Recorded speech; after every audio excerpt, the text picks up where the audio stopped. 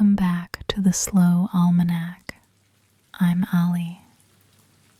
Tonight we wander together slowly to a place where nothing is in a hurry, and neither are we. If you enjoy these quiet journeys, take a moment to subscribe before we begin. That way the next slow story will find you on Sunday night.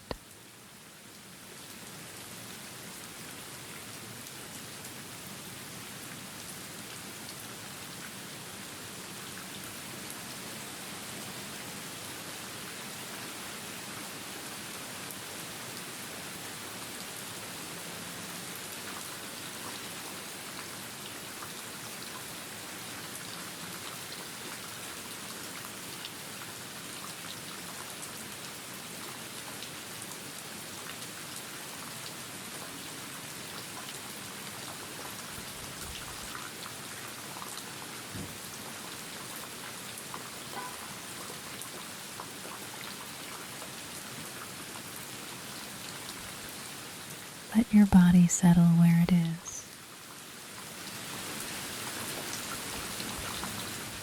You are somewhere warm tonight, not hot, just the kind of warm that holds you, the kind that makes it easy to stop moving, easy to let your hands go soft, easy to let the night begin.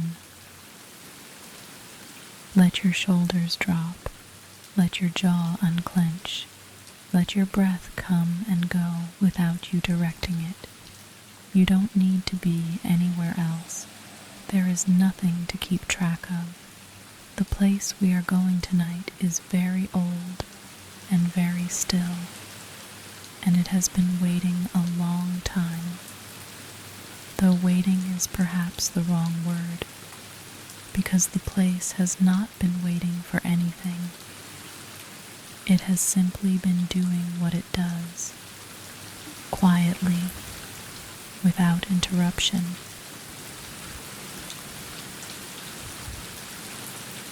If your eyes are open, let them close. You are standing on a pale stone terrace, high on the shoulder of a mountain in the northern ranges. The mountain is old. The forest below it is older still, a cedar valley, dark and dense, the trees running down the slope in long vertical strokes of gray-green. From where you stand, the valley is far below, and the sound of it is a low, continuous sigh, the trees shifting in a wind that doesn't reach this high. The terrace is made of pale stone, cream white, in places almost the color of old paper. In other places it is faintly amber or faintly rust, where different minerals have come up with the water and been left behind. The surface is smooth underfoot, but not flat. It rises and dips in shallow curves, like the inside of a bowl that has been stacked inside another bowl, and another inside that. Everywhere there are shallow pools, each one no deeper than your palm, each one perfectly still, the water a pale blue-green that comes from the minerals suspended in it. The color is not quite like any other water you have seen. Steam rises from the pools in thin, unhurried columns. Not urgently. The steam moves the way smoke moves from a candle that has just been blown out. Slowly, sideways, then gone. The air here smells faintly of warm stone and something mineral, something clean. It is not an unpleasant smell. It is the smell of the inside of the mountain, carried gently to the surface. The terrace is built in broad shelves, each one stepping down from the one above. The highest shelf is perhaps at the height of your chest, and from its lip A thin sheet of water spills constantly. Not a rush, not a pour, just a slow, continuous film of water, barely a few millimeters thick, sliding over the pale stone edge and down into the pool below. The sound of it is very soft, a low, continuous breath of water over stone. Behind you, the mountain rises. The rock there is dark gray, almost black, the basalt that the mountain is made of. It is fractured and rough, nothing like the smooth, pale stone of the terrace. The terrace has been built in front of the mountain, not by any hand, but by the water that comes out of the mountain. The water has been building it for a very long time.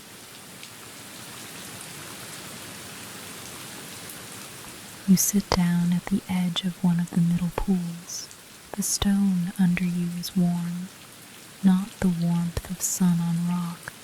The sun has been down for a while now, and the sky above is a deep, clear dark, scattered with stars.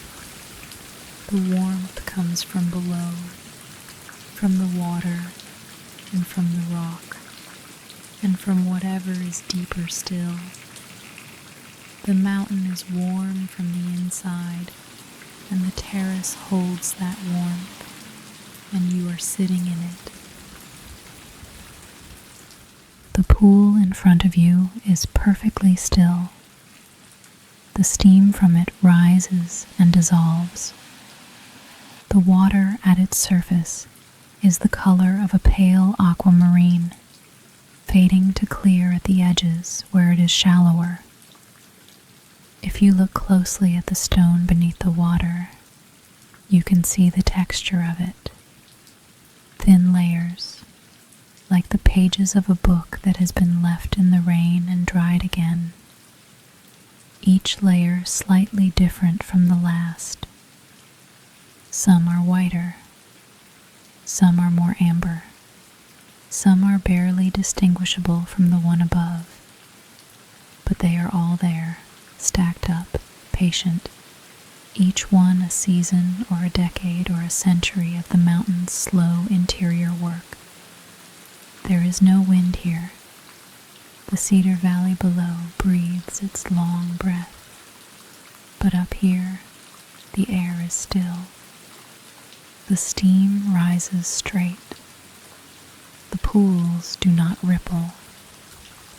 The thin film of water sliding over the uppermost shelf makes its soft sound, and that is all.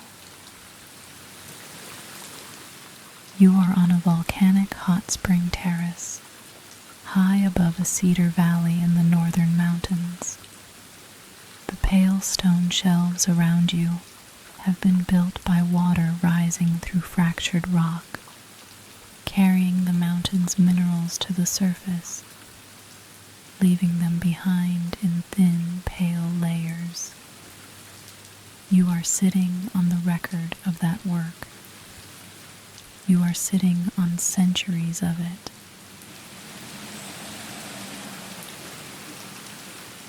Let me describe it again, slowly. You are high on a mountain in the northern ranges.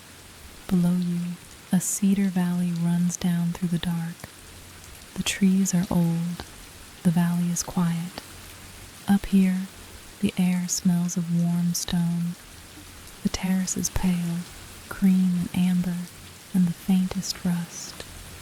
It is made of mineral stone, built up over a very long time by water that rises from deep in the mountain and spills across the surface in thin, slow sheets. The terrace steps down in broad shelves, each one holding a shallow pool of blue-green water. The water is warm. The stone beneath you is warm. The mountain beneath the stone is warm. Steam rises from the pools in thin columns, unhurried. The water at the top of the terrace spills over the edge of the highest shelf in a continuous, quiet film. Barely a sound, just the soft breath of water over stone. The pools are still. The air is still. The stars above are very clear. The temperature in these pools does not change much from season to season. The water comes from deep enough that the surface weather cannot reach it. Outside, it might be deep winter, the Cedar Valley below locked in snow, the mountain above iced over. But here, on the terrace, the water is warm, and the steam rises, and the pale stone holds its heat. The mountain does not know what month it is. You can feel that warmth through the stone under your legs.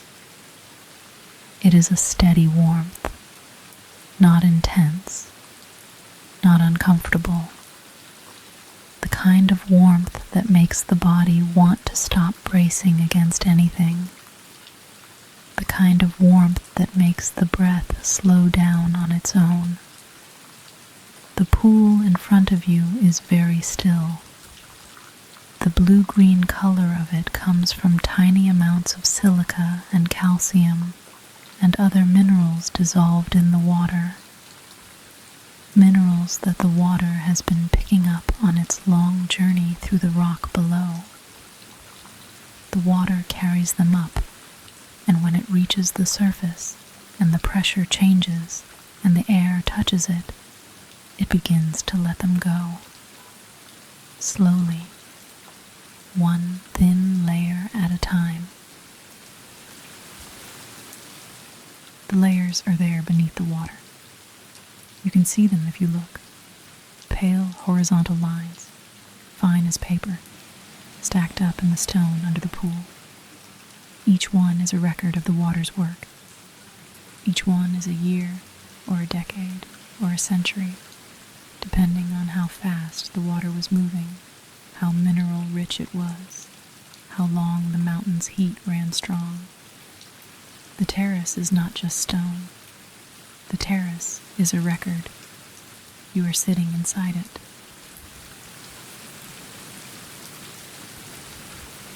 The story of how this terrace came to be begins deep in the mountain, very deep, far below the basalt, far below the root of the Cedar Valley.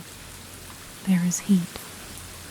The mountain sits above a place where the rock of the earth's interior is close to the surface, not close enough to be dangerous, not close enough to make the mountain active in any dramatic way, but close enough to warm the rock above it, close enough to warm the water. Rain falls on the mountain. Snow falls on the mountain. It falls every year in the northern way, heavy, patient, slow to melt. The water soaks into the soil on the upper slopes, and then into the rock below the soil. It finds the fractures in the basalt, the cracks and joints and seams that run through the dark rock of the mountain's body. The fractures are not large. Some are no wider than a finger. Some are barely the width of a blade of grass. But water finds them. Water always finds the way down. The water moves downward through the fractured rock. It takes years to travel a significant distance. Decades in some cases. The rock is not porous in the way a sponge is porous. It is fractured, and the water follows the fractures, turning and descending, finding the next crack and the next.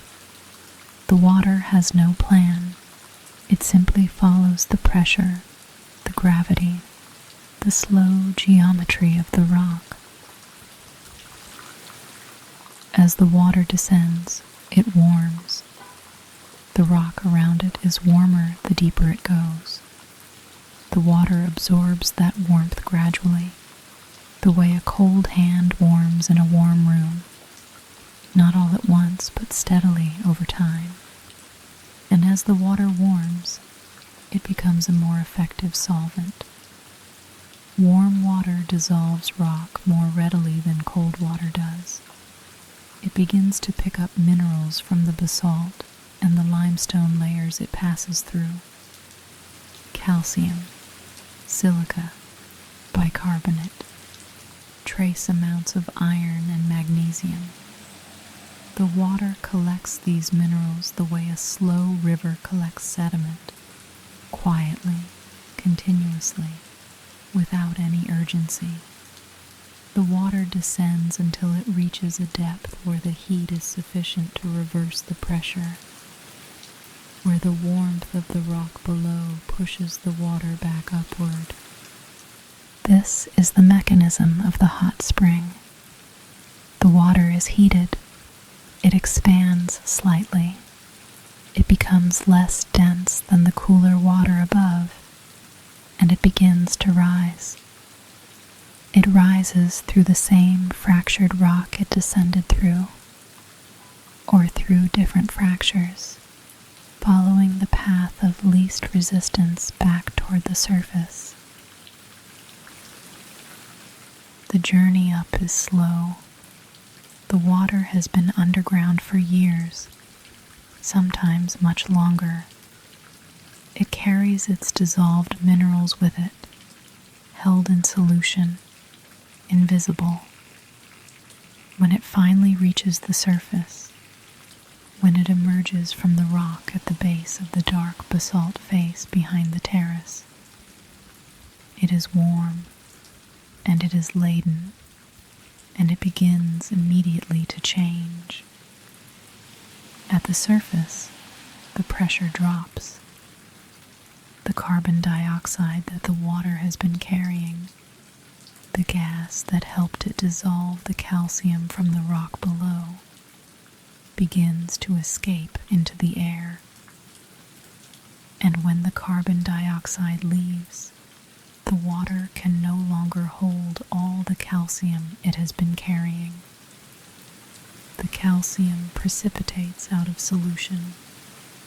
It becomes a solid calcium carbonate, the same mineral that limestone is made of. In this form, deposited by hot spring water, it is called travertine. The travertine deposits in thin films wherever the water flows. At the lip of the spring, where the water first meets the air, along the channels it follows across the rock surface, at the edges of the shallow pools where it collects and cools. Each time the water flows, it leaves behind a thin skin of pale mineral, a fraction of a millimeter, sometimes less. Over a decade, those fractions accumulate into a visible layer. Over a century, into a shelf. Over thousands of years, into the broad, stepped terrace you are sitting on now. The terrace is not a single structure. It is a stack of moments, each one the record of a season when the water ran and the mineral fell out and the stone grew a little thicker. The color of the stone changes with the mineral content of the water at any given time. When the water carries more iron, the stone it leaves behind is amber or faintly rust. When the water is pure calcium, the stone is white, almost luminous. When other minerals come through, silica or manganese, the stone takes on gray tones or pale yellow. The layers you can see beneath the pool in front of you are a slow color chart of the mountain's interior chemistry, decade by decade. The pools themselves are part of the process, where the water collects and sits. The travertine builds up along the pool's rim, a little faster than elsewhere, because that is where the water is shallowest, and the carbon dioxide escapes most readily. Over time, the rim builds up into a low wall. The wall holds more water. The pool deepens slightly. The rim grows higher. The pool is building its own walls, slowly, from the inside out. The shallow pools on this terrace have been building their own rims for centuries. The thin film of water you can hear sliding over the uppermost shelf, that soft, continuous sound, is doing the same work now that it has been doing for as long as the spring has run.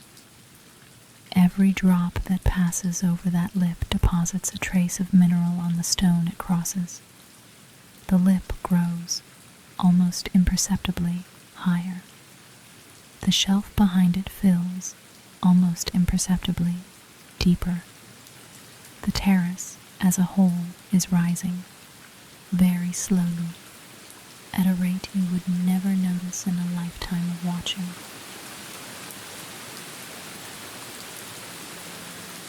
The mountain does not know it is building anything. The water does not know it is carrying anything.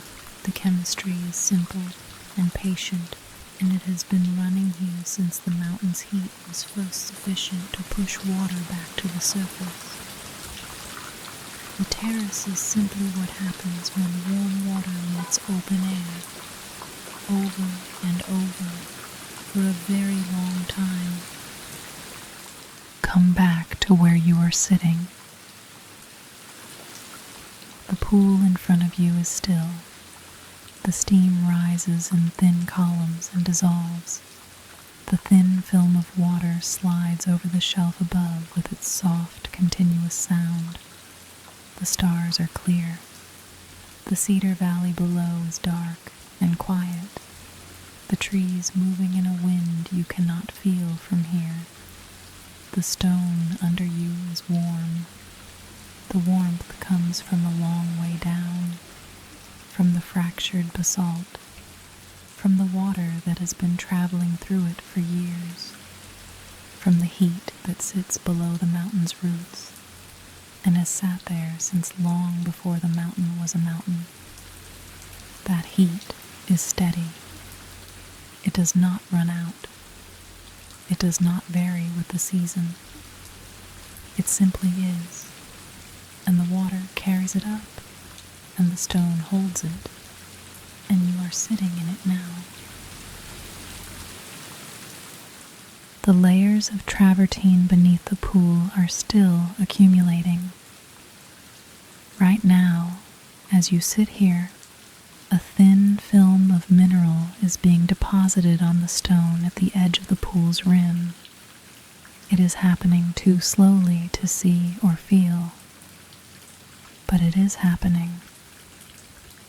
The terrace is a fraction of a fraction thicker than it was this morning. It will be a fraction thicker still by morning. You don't need to watch for it. You don't need to measure it.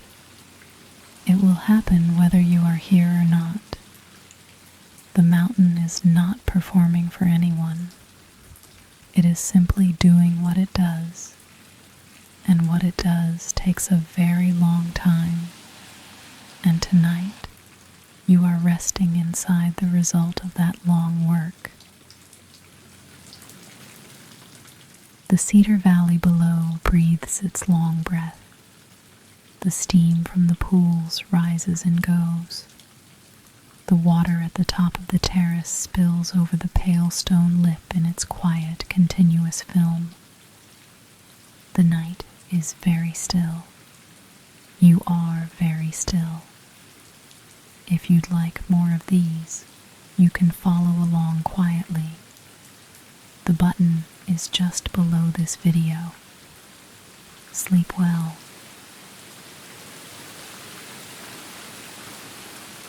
The mountain does not know what hour it is.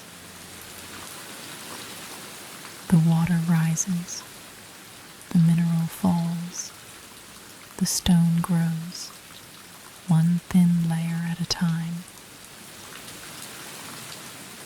The pools are still, the steam is slow, the Cedar Valley is far below and quiet, and the night holds everything in place.